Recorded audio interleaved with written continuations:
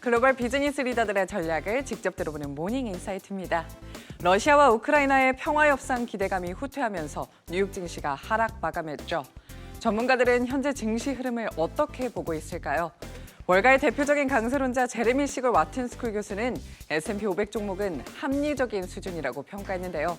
하지만 연준이 시장의 예상보다 금리를 더 많이 올릴 것으로 보이는 만큼 올해 상반기 다우지수는 지지부진한 흐름을 보일 것으로 예상했습니다. The next 12 months of earnings, I just looked it up, S&P, $230. Now, we're selling for $4,600 on the S&P. Now, the math is really simple. 230 into 4,600 is 20 times earnings, forward earnings, and that's very reasonable. I mean, it's not cheap, but very reasonable in a very low interest rate environment, even though they are hiking.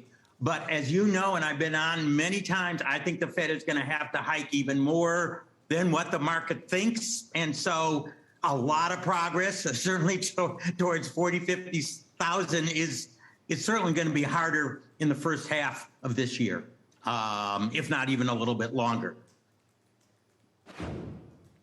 월가의 또 다른 강세론자죠.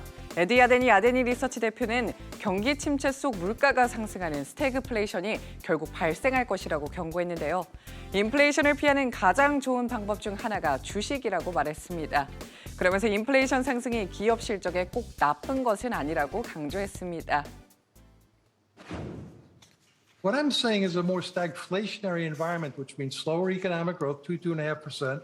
And inflation is going to be more persistent. It's going to be higher for longer. But you know, one of the best hedges against inflation happens to be stocks. Earnings, well, we know revenues keep up with inflation. And the remarkable thing is companies are still holding on to their profit margins. And so earnings are also going up with inflation. So rising inflation is actually not bad for corporate earnings. 미국 메모리 반도체 기업 마이크론의 CEO가 반도체 경쟁력 강화를 위한 법안 통과가 매우 중요하다고 말했는데요. 코로나19를 겪으면서 회복력 있는 국내 공급망을 갖추는 것이 얼마나 중요한지 깨달았다며 아시아 국가들과의 격차를 줄이기 위해 미국 정부가 적극적으로 나서야 한다고 강조했습니다.